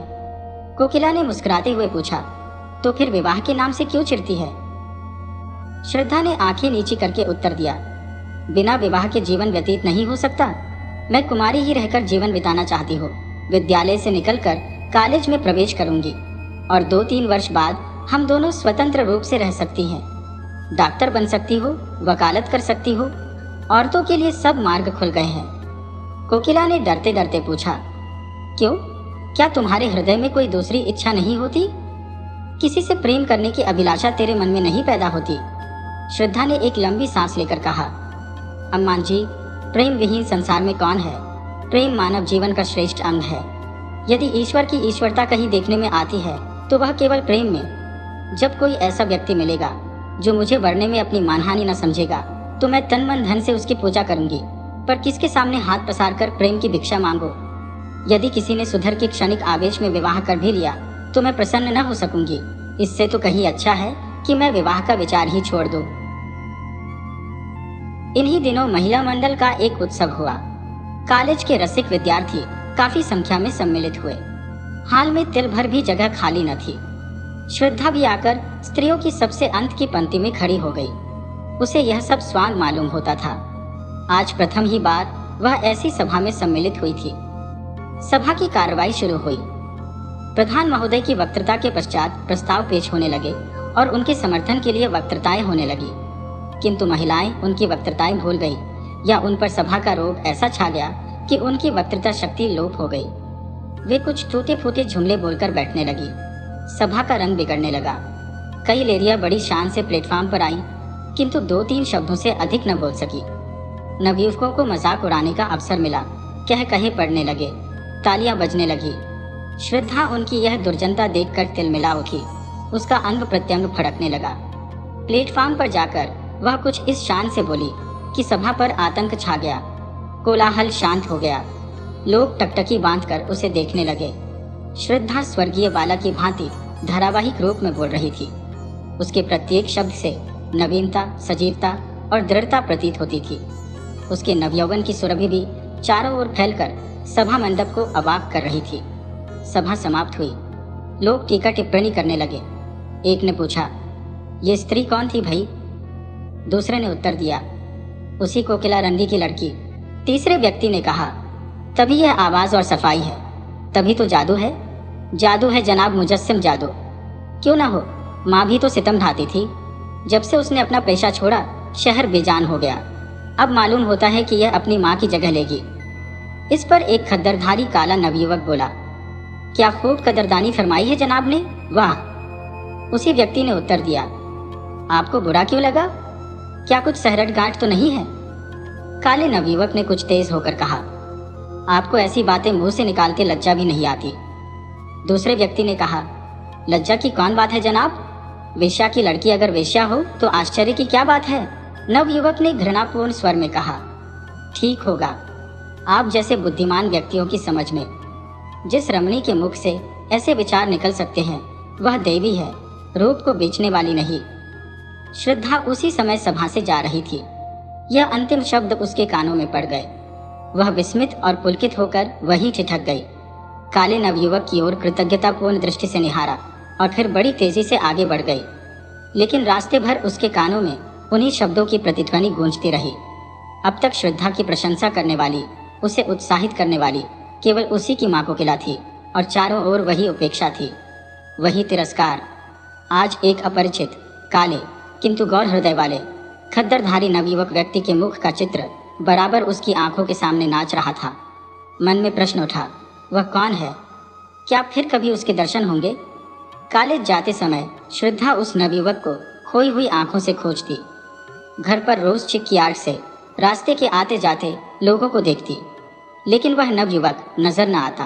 कुछ दिनों बाद महिला मंडल की दूसरी सभा का विज्ञापन निकला। अभी सभा होने को 4 दिन बाकी थे। वह चारों दिन श्रद्धा ने अपना भाषण तैयार करने में बिताए। एक एक शब्द की खोज में घंटों सिर मारती, एक एक वाक्य को बार बार पढ़ती, बड़े बड़े नेताओं की स्पीचें पढ़ती और उसी तरह लिखने की कोशिश करती। जब सारी स्पीच पूरी हो गई तो श्रद्धा अपने कमरे में जाकर कुर्सियों और मेजों को संबोधित करके जोर जोर से पढ़ने लगी। भाषण कला के सभी लक्षण जमा हो गए थे। उपसंहार तो इतना सुंदर था कि उसे अपने ही मुख से सुनकर वह मुग्ध हो गई। इसमें कितना संगीत था, कितना आकर्षण, कितनी क्रांति। सभा का दिन आ पहुंचा। श्रद्धा मन ही मन भयभीत होती हुई सभा मंडप में घुसी। हाल भरा हुआ था और पहले दिन से भी अधिक भीड़ थी। श्रद्धा को देखते ही जनता ने तालियां पीटकर उसका स्वागत किया। कोलाहल होने लगा और सभी एक स्वर से चिल्ला उठे, आप अपनी वक्तृता शुरू करें। श्रद्धा ने मंच पर आकर एक उड़ती हुई निगाह से जनता की ओर देखा। वह काला नवयुवक जगह न मिलने के कारण अंतिम पंक्ति में खड़ा हुआ था। श्रद्धा के दिल में गुदगुदी सी होने लगी। उसने कांपते स्वर में अपनी वक्तृता शुरू की। उसकी नजरों में सारा हाल पुतलियों से भरा हुआ था। अगर कोई जीवित मनुष्य था तो वही सबसे पीछे खड़ा हुआ काला नवयुवक। उसका मुख उसी की ओर था। वह उसी से अपने भाषण की दाद मांग रही थी। हीरा परखने की आशा जौहरी से ही की जाती है। आधा घंटे तक श्रद्धा के मुख से फूलों की वर्षा होती रही। लोगों को बहुत कम ऐसी वक्तृता सुनने को मिली थी। श्रद्धा जब सभा समाप्त होने पर घर चली तो देखा वही काला नवयुवक उसके पीछे तेजी से चला आ रहा है। श्रद्धा को यह मालूम था कि लोगों ने उसका भाषण बहुत पसंद किया है, लेकिन इस नवयुवक की राय सुनने का अवसर उसे नहीं मिला था। उसने अपनी चाल धीमी कर दी। दूसरे ही क्षण वह नवयुवक उसके पास पहुंच गया। दोनों कई कदम चुपचाप चलते रहे। अंत में नवयुवक ने झिझकते हुए कहा, आज तो आपने कमाल कर दिया। श्रद्धा ने प्रफुल्लता के रेत को दबाते हुए कहा, धन्यवाद, यह आपकी कृपा है। नवयुवक ने कहा, मैं किस लायक हूँ? मैं ही नहीं, सारी सभा सिर धुन रही थी। श्रद्धा, क्या आपका शुभ स्थान यही है?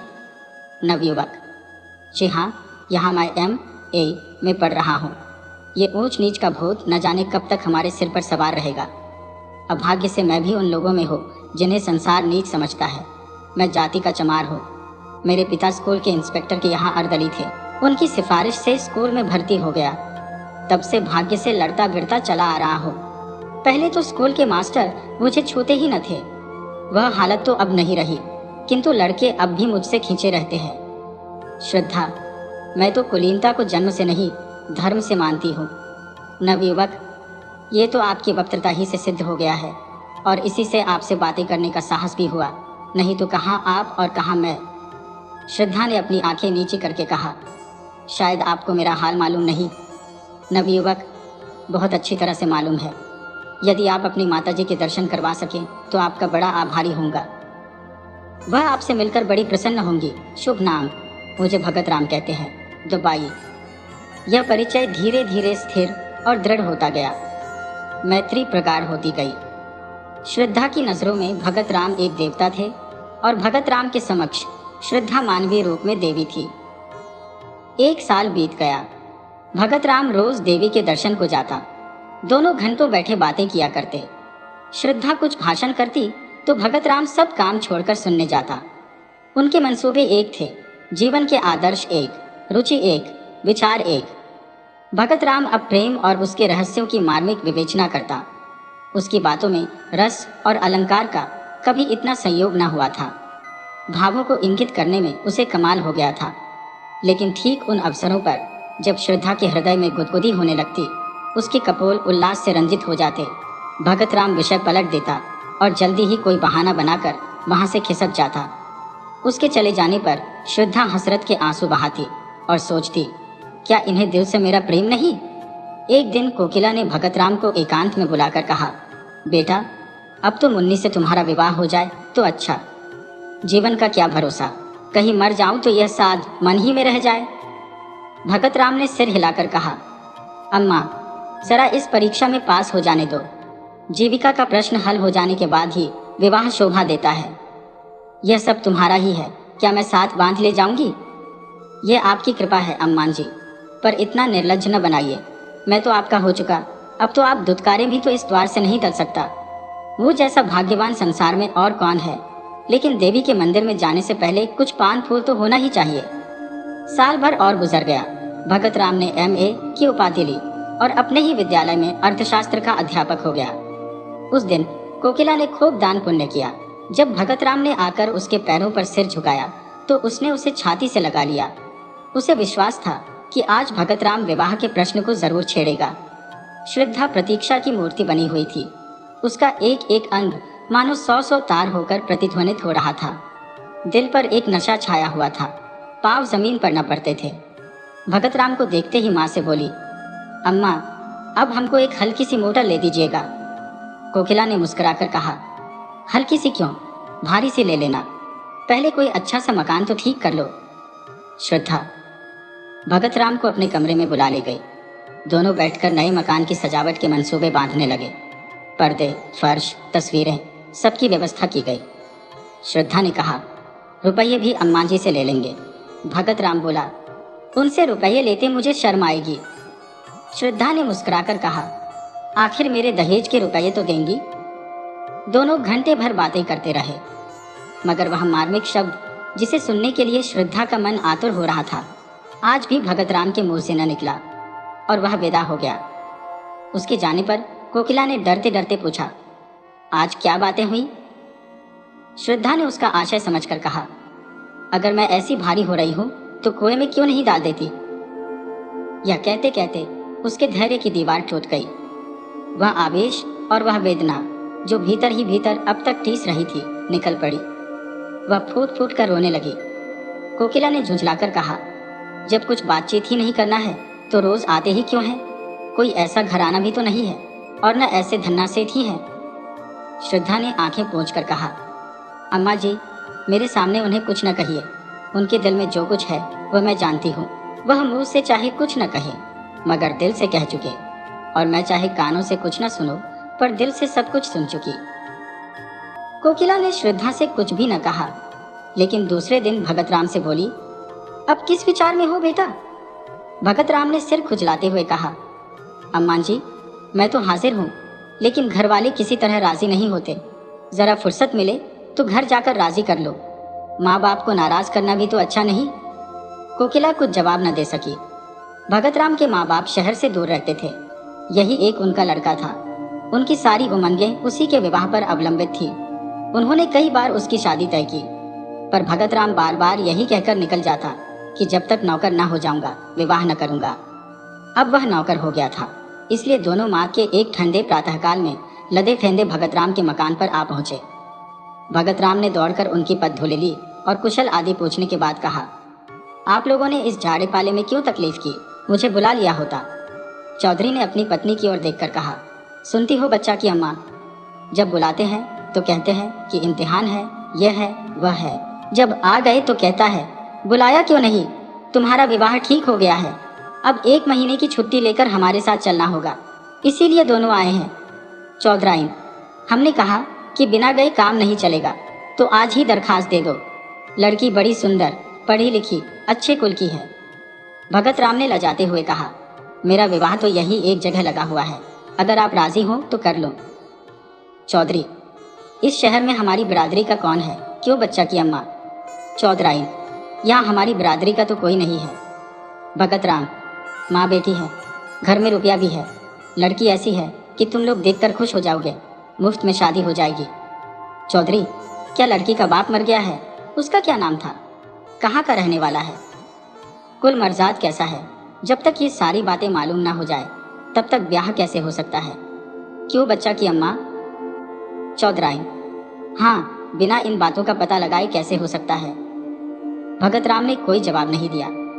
चौधरी, यहाँ किस मोहल्ले में रहती है माँ बेटी? सारा शहर हमारा छाना पड़ा है, हम यहाँ कोई 20 साल रहे होंगे। क्यों बच्चा की अम्मा? चौधराइन, 20 साल से ज्यादा रही है। भगत राम, उनका घर नखास पर है। चौधरी, नखास से किस तरफ? भगत राम, नखास की सामने वाली गली में पहला मकान उन्हीं का है, सड़क से दिखाई देता है। चौधरी, पहला मकान तो कोकिला रंदी का है, गुलाबी रंग से पुता हुआ है ना? भगत राम ने झेंपते हुए कहा, जी हाँ, वही मकान है। चौधरी, तो उसमें कोकिला रंदी नहीं रहती क्या? भगत राम, रहती क्यों नहीं, माँ बेटी दोनों ही तो रहती है। चौधरी, तो क्या कोकिला रंदी की लड़की से ब्याह करना चाहते हो? नाक कटवाने पर लगे हो क्या? बिरादरी में तो कोई पानी पिएगा नहीं। चौधराइन, लूका लगा दूंगी मुंह में रौड़ के। रूप रंग देख करके लुभा गए क्या? भगत राम, मैं तो इसे अपना भाग्य समझता हूँ कि वह अपनी लड़की की शादी मेरे साथ करने को राजी है। अगर वह आज चाहे तो किसी बड़े से बड़े रईस के घर में शादी कर सकती है। चौधरी, रईस उससे ब्याह न करेगा, रख लेगा। तुम्हें भगवान समाई दे तो एक नहीं चार रखो। मर्दों के लिए कौन रोक है, लेकिन जो ब्याह के लिए कहो तो ब्याह वही है जो बिरादरी में हो। चौधराइन, बहुत पढ़ने से आदमी बौरा जाता है। चौधरी, हम तो गंवार आदमी हैं, पर समझ में नहीं आता कि तुम्हारी यह नियत कैसे हुई। रंदी की बेटी चाहे इन्नर की परी हो तो भी रंदी की बेटी है। हम तुम्हारा विवाह वहां ना होने देंगे। अगर तुमने विवाह किया तो हम दोनों तुम्हारी ऊपर जान दे देंगे। इतना अच्छी तरह से समझ लेना क्यों बच्चा की अम्मा। चौधराइन, ब्याह कर लेंगे, जैसे हंसी ठट्ठा है, झाड़ू मार के भगा दूंगी रॉड को। अपनी बेटी अपने घर में रखिए। भगत राम, अगर आप लोगों की आज्ञा नहीं है तो मैं विवाह नहीं करूंगा, मगर मैं किसी दूसरी औरत से भी विवाह न करूंगा। चौधराइन, हाँ, तुम कुंवारे रहो, यह हमें मंजूर है। पतुरिया के घर में ब्याह न करेंगे। भगत राम ने अब की झुंझलाकर कहा, आप उसे बार बार पतुरिया क्यों कहती हैं? किसी जमाने में यह उसका पेशा रहा होगा।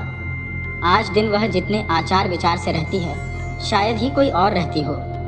ऐसा पवित्र आचरण तो मैंने आज तक देखा ही नहीं। भगत राम का सारा यत्न विफल हो गया। चौधराइन ने ऐसी जिद पकड़ी कि जौ भर अपनी जगह से न टली। रात को जब भगत राम अपने प्रेम मंदिर में पहुंचा तो उसका चेहरा उतरा हुआ था। एक एक अंग से निराशा टपक रही थी। श्रद्धा रास्ता देखती हुई घबरा रही थी कि आज इतनी रात तक आए क्यों नहीं। उन्हें क्या मालूम कि मेरे दिल की क्या हालत हो रही है। यार दोस्तों से छुट्टी मिलेगी तो भूलकर इधर भी आ जाएंगे। कोकिला ने कहा, मैं तो तुझसे कह चुकी कि उनका अब वह मिजाज नहीं रहा, फिर भी तो तू नहीं मानती। आखिर इस टाल मटोल की कोई हद भी है। श्रद्धा ने दुखित होकर कहा, अम्मा जी, मैं आपसे 1000 बार विनय कर चुकी हूँ कि चाहे लौकिक रूप में कुमारी ही क्यों न रहूं, लेकिन हृदय से उनकी ब्याहता हो चुकी। अगर ऐसा आदमी विश्वास करने के काबिल नहीं है तो फिर नहीं जानती कि किस पर विश्वास किया जा सकता है। इसी समय भगत राम निराशा की मूर्ति बने हुए कमरे के भीतर आए। दोनों स्त्रियों ने उनकी ओर देखा। कोकिला की आंखों में शिकायत थी और श्रद्धा की आंखों में वेदना। कोकिला की आंखें कह रही थी, ये क्या तुम्हारे रंग ढंग है? श्रद्धा की आंखें कह रही थी, इतनी निर्दयता। भगत राम ने धीमे वेदनापूर्ण स्वर में कहा, आप लोगों को आज बहुत देर तक मेरी राह देखनी पड़ी, मगर मैं मजबूर था। घर से अम्मा और दादा आए हुए हैं, उन्हीं से बातें कर रहा था। कोकिला बोली, घर पर तो सब कुशल है ना? भगत राम ने सिर झुकाए हुए कहा, जी हाँ, सब कुशल है। मेरे विवाह का मसला पेश था। पुराने ख्याल के आदमी है, किसी तरह भी राजी नहीं होते। कोकिला का मुख तमतमा उठा। बोली, हाँ, क्यों राजी होंगे? हम लोग उनसे भी नीच है ना। लेकिन जब तुम उनकी इच्छा के दास थे तो तुम्हें उनसे पूछकर यहाँ आना जाना चाहिए था। इस तरह हमारा अपमान करके तुम्हें क्या मिला? यदि मुझे मालूम होता कि तुम अपने माँ बाप के इतने गुलाम हो तो ये नौबत ही काहे को आती। श्रद्धा ने देखा कि भगत राम की आंखों से आंसू गिर रहे हैं। विनीत भाव से बोली, अम्मा जी, माँ बाप की मर्जी का गुलाम होना कोई पाप नहीं है। अगर मैं आपकी उपेक्षा करूं तो क्या आपको दुख ना होगा? यही हाल उन लोगों का भी तो होगा। श्रद्धा यह कहती हुई अपने कमरे की ओर चली और इशारे से भगत राम को भी बुलाया। कमरे में बैठकर दोनों कई मिनट तक पृथ्वी की ओर ताकते रहे। किसी में भी साहस न था कि उस सन्नाटे को तोड़े। अंत में भगत राम ने पुरुषोचित वीरता से काम लिया और कहा, श्रद्धा, इस समय मेरे हृदय के भीतर तुमुल युद्ध हो रहा है। मैं शब्दों में अपनी दशा बयान नहीं कर सकता। जी चाहता है कि विष खाकर जान दे दो। तुमसे अलग रहकर जीवित नहीं रह सकता, केवल तड़प सकता हूँ। मैंने न जाने उनकी कितनी खुशामद की, कितना रोया, कितना गिड़गिड़ाया, लेकिन दोनों अपनी बातों पर अड़े रहे। बार बार यही कहते रहे कि अगर यह ब्याह होगा तो हम दोनों तुम पर अपनी जान दे देंगे। उन्हें मेरी मौत मंजूर है। लेकिन तुम मेरे हृदय की रानी बनो, यह मंजूर नहीं। श्रद्धा ने सांत्वना देते हुए कहा, प्यारे, मुझसे उनका घृणा करना उचित है। पढ़े लिखे आदमियों में ही ऐसे कितने निकलेंगे, इसमें उनका कोई दोष नहीं। मैं सवेरे उनके दर्शन करने जाऊंगी, शायद मुझे देखकर उनका दिल पिघल जाए। मैं हर तरह से उनकी सेवा करूंगी, उनकी धोतियाँ धोऊंगी, उनके पैर दावा करूंगी। मैं वह सब करूंगी जो उनकी मनचाही बहू करती। इसमें लज्जा की कौन सी बात। उनके तलवे सहलाऊंगी, भजन गाकर सुनाऊंगी। मुझे बहुत से देहाती गीत आते हैं। अम्मा जी के सिर के सफ़ेद बाल चुनूंगी। मैं दया नहीं चाहती, मैं तो प्रेम की चेरी हूँ। तुम्हारे लिए मैं सब कुछ करूंगी, सब कुछ। भगत राम को ऐसा मालूम हुआ मानो उसकी आंखों की ज्योति बढ़ गई है, अथवा शरीर में कोई दूसरी ज्योतिर्मय आत्मा आ गई है।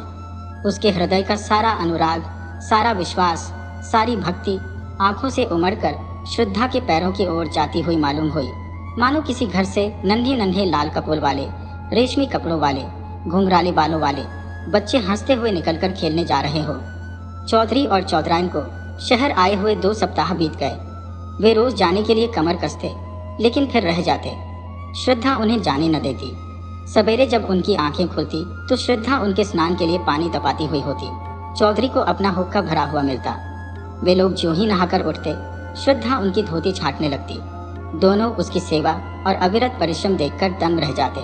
ऐसी सुंदर, ऐसी मधुभाषिणी, ऐसी हंसमुख और चतुर रमणी चौधरी ने इंस्पेक्टर साहब के घर में भी न देखी थी।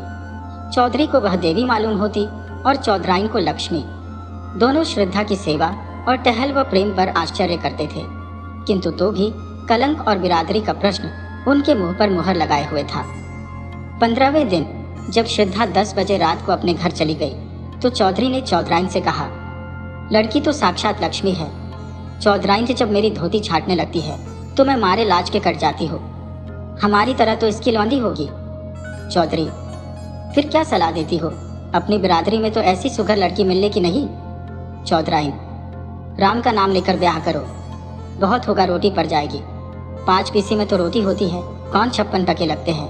पहले हमें शंका होती थी कि पतुरिया की लड़की न जाने कैसी हो कैसी ना हो, पर अब सारी शंका मिट गई।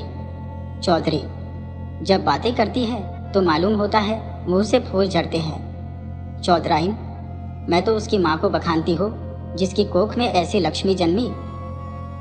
चौधरी, कल चलो, कोकिला से मिलकर सब ठीक ठाक कराए। चौधराइन, मुझे तो उसके घर जाते शर्म लगती है। वह रानी बनी बैठी होगी, मैं तो उसकी लौंडी मालूम होंगी।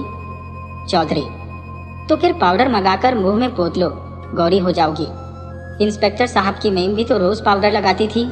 रंग तो सांवला था, पर जब पाउडर लगा लेती तो मुंह चमकने लगता था। चौधराइन, उसी करोगे तो गाली दूंगी। हाँ, काली चमड़ी पर कोई रंग चढ़ता है जो पाउडर चढ़ जाएगा। तुम तो सचमुच उसके चौकीदार से लगोगे। चौधरी, तो कल मुंह अंधेरे चल दे। अगर कहीं श्रद्धा आ गई तो फिर गला न छोड़ेगी। बच्चा से कह देंगे कि पंडित से शायद मिति सब ठीक कर लो। फिर हंसकर कहा, उन्हें तो आप ही जल्दी होगी। चौधराइन भी पुराने दिन याद करके मुस्कुराने लगी। चौधरी और चौधराइन का मत पाकर कोकिला विवाह का आयोजन करने लगी। कपड़े बनवाए जाने लगे, बर्तनों की दुकानें छानी जाने लगी और गहनों के लिए सुनार के पास आदर जाने लगे। लेकिन न मालूम क्यों भगत राम के मुख पर प्रसन्नता का चिन्ह तक न था। श्रद्धा के यहाँ नित्य की भांति जाता, किंतु उदास, कुछ भूला हुआ सा बैठा रहता था। घंटों आत्मविस्मृति की अवस्था में शून्य दृष्टि से आकाश अथवा पृथ्वी की ओर देखा करता। श्रद्धा उसे अपने कीमती कपड़े और जराऊ गहने दिखलाती। उसके अंग प्रत्यंग से आशाओं की स्फूर्ति छलकी पड़ती थी। इस नशे में वह भगत राम की आंखों में छिपे हुए आंसुओं को न देख पाती थी। इधर चौधरी भी तैयारियां कर रहे थे। बार बार शहर आते और विवाह के सामान मोल ले जाते। भगत राम के स्वतंत्र विचार वाले मित्र उसके भाग्य पर ईर्ष्या करते थे। अप्सरा जैसी सुंदर स्त्री, कारुओं के खजाने जैसी दौलत, दोनों साथ ही किसे मयस्सर होते हैं, किंतु वह जो मित्रों की ईर्ष्या, कोकिला की प्रसन्नता, श्रद्धा की मनोकामना और चौधरी और चौधराइन के आनंद का कारण था, छिप छिप कर रोता था। अपने जीवन से दुखी था। चिराग तले अंधेरा छाया हुआ था। इस छिपे हुए तूफान की किसी को भी खबर न थी जो उसके हृदय में हाहाकार मचा रहा था। जो जो विवाह का दिन समीप आता था, भगत राम की बनावटी उमंग भी ठंडी पड़ती जाती थी। जब 4 दिन रह गए तो उसे हल्का सा ज्वर आ गया। वह श्रद्धा के घर भी न जा सका। चौधरी और चौधराइन तथा अन्य बिरादरी के लोग भी आ पहुंचे थे, किंतु सब के सब विवाह की धुन में इतने मस्त थे कि किसी का भी ध्यान उसकी ओर न गया। दूसरे दिन भी वह घर से न निकल सका। श्रद्धा ने समझा कि विवाह की रीतियों से छुट्टी न मिली होगी। तीसरे दिन चौधराइन भगतराम को बुलाने गई तो देखा कि वह सहमी हुई विस्फारित आंखों से कमरे के एक कोने की ओर देखता हुआ दोनों हाथ सामने किए पीछे हट रहा है, मानो अपने को किसी के वार से बचा रहा हो। चौधराइन ने घबराकर पूछा, बच्चा कैसा जी है? पीछे इस तरह क्यों चले जा रहे हो? यहाँ तो कोई नहीं है। भगतराम के मुख पर पागलों जैसी अचेतना थी, आंखों में भय छाया हुआ था। भीत स्वर में बोला, नहीं अम्मान जी, देखो वह श्रद्धा चली आ रही है। देखो उसके दोनों हाथों में 2 काली नागिनें हैं। वह मुझे उन नागिनों से डसवाना चाहती है। अरे अम्मा! वह नजदीक आ गई। श्रद्धा, श्रद्धा, तुम मेरी जान की क्यों बैरन हो गई? क्या मेरे असीम प्रेम का यही परिणाम है? मैं तो तुम्हारे चरणों पर बलि होने के लिए सदैव तत्पर था। इस जीवन का मूल्य ही क्या है? तुम इन नागिनों को दूर फेंक दो। मैं यहाँ तुम्हारे चरणों पर लेटकर यह जान तुम पर न्यौछावर कर दूंगा। हैं, तुम न मानोगी। यह कहकर वह चित्त गिर पड़ा। चौधराइन ने लपक कर चौधरी को बुलाया। दोनों ने भगतराम को उठाकर चारपाई पर लेटा दिया। चौधरी का ध्यान किसी आसेब की ओर गया। वह तुरंत ही लौंग और राख लेकर आसेब उतारने का आयोजन करने लगे। स्वयं मंत्र तंत्र में निपुण थे। भगतराम का सारा शरीर ठंडा था, किंतु सिर तवे की तरह तप रहा था। रात को भगतराम कई बार चौंक कर उठा। चौधरी ने हर बार मंत्रा फूंक कर अपने ख्याल से आसेब को भगाया। चौधराइन ने कहा, कोई डॉक्टर क्यों नहीं बुलाते? शायद दवा से कुछ फायदा हो। कल ब्याह और आज ये हार। चौधरी ने निशंक भाव से कहा, डॉक्टर आकर क्या करेगा? वही पीपल वाले बाबा तो हैं। दवा दारू करना उनसे और रार बढ़ाना है। रात जाने दो, सवेरा होते ही 1 बकरा और 1 बोतल दारू उनकी भेंट की जाएगी। बस, और कुछ करने की जरूरत नहीं। डॉक्टर बीमारी की दवा करता है कि हवा बयार की? बीमारी उन्हें कोई नहीं है। कुल के बाहर ब्याह करने ही से देवता लोग रूठ गए हैं। सवेरे चौधरी ने 1 बकरा मंगाया। स्त्रियां गाती बजाती हुई देवी के चौथरे की ओर चली। जब लोग लौट कर आए तो देखा कि भगतराम की हालत खराब है। उसकी नाड़ी धीरे धीरे बंद हो रही थी। मुख पर मृत्यु विभीषिका की छाप थी। उसके दोनों नेत्रों से आंसू बहकर गालों पर ढुलक रहे थे, मानो अपूर्ण इच्छा का अंतिम संदेश निर्दय संसार को सुना रहे हो। जीवन का कितना वेदनापूर्ण दृश्य था। अहरसू की 2 बूंदें। अब चौधरी घबराए। तुरंत ही कोकिला को खबर दी। एक आदमी डॉक्टर के पास भेजा। डॉक्टर के आने में तो देर थी, वह भगतराम के मित्रों में से थे, किंतु कोकिला और श्रद्धा आदमी के साथ ही आ पहुंची। श्रद्धा भगतराम के सामने आकर खड़ी हो गई। आंखों से आंसू बहने लगे। थोड़ी देर में भगतराम ने आंखें खोली और श्रद्धा की ओर देखकर बोले, तुम आ गई हो श्रद्धा। मैं तुम्हारी राह देख रहा था। यह अंतिम प्यार लो। आज ही सब आगा पीछा का अंत हो जाएगा, जो आज से 3 वर्ष पूर्व आरंभ हुआ था। इन 3 वर्षों में मुझे जो आत्मिक यंत्रणा मिली है, हृदय ही जानता है। तुम वफा की देवी हो, लेकिन मुझे रह रहकर यह भ्रम होता था। क्या तुम खून के असर का नाश कर सकती हो? क्या तुम एक ही बार में अपनी परंपरा की नीति छोड़ सकोगी? क्या तुम जन्म के प्राकृतिक नियमों को तोड़ सकोगी? इन भ्रमपूर्ण विचारों के लिए शोक न करना। मैं तुम्हारे योग्य न था, किसी प्रकार भी, और कभी भी तुम्हारे जैसा महान हृदय न बन सका। हाँ, इस भ्रम के वश में पड़कर संसार से मैं अपनी इच्छाएं बिना पूर्ण किए ही जा रहा हूँ। तुम्हारे अगाध, निष्कपट, निर्मल प्रेम की स्मृति सदैव ही मेरे साथ रहेगी। किंतु हाय अफसोस। कहते कहते भगतराम की आंखें फिर बंद हो गईं। श्रद्धा के मुख पर गाढ़ी लालिमा दौड़ गई। उसके आंसू सूख गए। झुकी हुई गर्दन तन गई। माथे पर बल पड़ गए। आंखों में आत्म अभिमान की झलक आ गई। वह क्षण भर वहां खड़ी रही और दूसरे ही क्षण नीचे आकर अपनी गाड़ी में बैठ गई। कोकिला उसके पीछे पीछे दौड़ी हुई आई और बोली, बेटी, ये क्रोध करने का अवसर नहीं है। लोग अपने दिल में क्या कहेंगे? उनकी दशा बराबर बिगड़ती ही जाती है। तुम्हारे रहने से बुन्नों को ढारस बंधा रहेगा। दशा से सवार दाई। श्रद्धा ने कुछ उत्तर न दिया। कोचवान से कहा, घर चलो। कहकर कोकिला भी गाड़ी में बैठ गई। असह्य शीत पड़ रहा था। आकाश में काले बादल छाए हुए थे। शीतल वायु चल रही थी। माघ के अंतिम दिवस थे। वृक्ष, पेड़ पौधों भी शीत से अकड़े हुए थे। दिन के 8 बज गए थे। अभी तक लोग रजाई के भीतर मुंह लपेटे हुए थे, लेकिन श्रद्धा का शरीर पसीने से भीगा हुआ था। ऐसा मालूम होता था कि सूर्य की सारी उष्णता उसके शरीर की रगों में घुस गई है। उसके होठ सूख गए थे, प्यास से नहीं, आंतरिक धाधकती हुई अग्नि की लपटों से। उसका एक एक अंग उस अग्नि की भीषण आंच से जला जा रहा था। उसके मुख से बार बार जलती हुई गर्म सांस निकल रही थी, मानो किसी चूल्हे की लपट हो। घर पहुंचते पहुंचते उसका फूल सा मुख मलिन हो गया, होठ पीले पड़ गए, जैसे किसी काले सांप ने डस लिया हो। कोकिला बार बार अश्रुपूर्ण नेत्रों से उसकी ओर ताकती थी, पर क्या कहे और क्या कहकर समझाए। घर पहुंचकर श्रद्धा अपने ऊपर के कमरे की ओर चली, किंतु उसमें इतनी शक्ति न थी कि सीढ़ियां चढ़ सके। रस्सी को मजबूती से पकड़ती हुई किसी तरह अपने कमरे में पहुंची। हाय, आधा ही घंटे पूर्व यहाँ की एक एक वस्तु पर प्रसन्नता, आह्लाद, आशाओं की छाप लगी हुई थी, पर अब सब की सब सिर धुनती हुए मालूम होती थी। बड़े बड़े संदूकों में जोड़े सजाए हुए रखे थे। उन्हें देखकर श्रद्धा के हृदय में होक उठी और वह गिर पड़ी, जैसे विहार करता हुआ और कुलाचें भरता हुआ हिरन तीर लग जाने से गिर पड़ता है। अचानक उसकी दृष्टि उस चित्र पर जा पड़ी जो आज 3 वर्ष से उसके जीवन का आधार हो रही थी। उस चित्र को उसने कितनी बार चूमा था, कितनी बार गले लगाया था, कितनी बार हृदय से चिपका लिया था। वे सारी बातें एक एक करके याद आ रही थी, लेकिन उनके याद करने का भी अधिकार उसे न था। हृदय के भीतर एक दर्द उठा जो पहले से कहीं अधिक प्राणांतकारी था, जो पहले से अधिक तूफान के समान भयंकर था। हाय, उस मरने वाले के दिल को उसने कितनी यंत्रणा पहुंचाई। भगत राम के अविश्वास का यह जवाब, यह प्रत्युत्तर कितना रोमांचकारी और हृदय विदारक था। हाय, वह कैसे ऐसी निठुर हो गई। उसका प्यारा उसकी नजरों के सामने दम तोड़ रहा था। उसके लिए, उसकी सांत्वना के लिए एक शब्द भी मुंह से न निकला। यही तो खून का असर है, इसके अतिरिक्त और हो ही क्या सकता था। आज पहली बार श्रद्धा को कोकिला की बेटी होने का पछतावा हुआ। वह इतनी स्वार्थरत, इतनी हृदयहीन है, आज ही उसे मालूम हुआ। वह त्याग, वह सेवा, वह उच्चादर्श जिस पर उसे घमंड था, ढहकर श्रद्धा के सामने गिर पड़ा। वह अपनी ही दृष्टि में अपने को हेय समझने लगी। उस स्वर्गीय प्रेम का ऐसा नैराश्यपूर्ण उत्तर वेश्या की पुत्री के अतिरिक्त और कौन दे सकता है। श्रद्धा उसी समय कमरे से बाहर निकलकर वायुवेग से सीढ़ियां उतरती हुई नीचे पहुंची और भगत राम के मकान की ओर दौड़ी। वह आखिरी बार उससे गले मिलना चाहती थी, अंतिम बार उसके दर्शन करना चाहती थी। वह अनंत प्रेम के कठिन बंधनों को निभाएगी और अंतिम श्वास तक उसी की ही बनकर रहेगी। रास्ते में कोई सवारी न मिली। श्रद्धा थकी जा रही थी, सिर से पांव तक पसीने से नहाई हुई थी। न मालूम कितनी बार वह ठोकर खाकर गिरी और फिर उठकर दौड़ने लगी।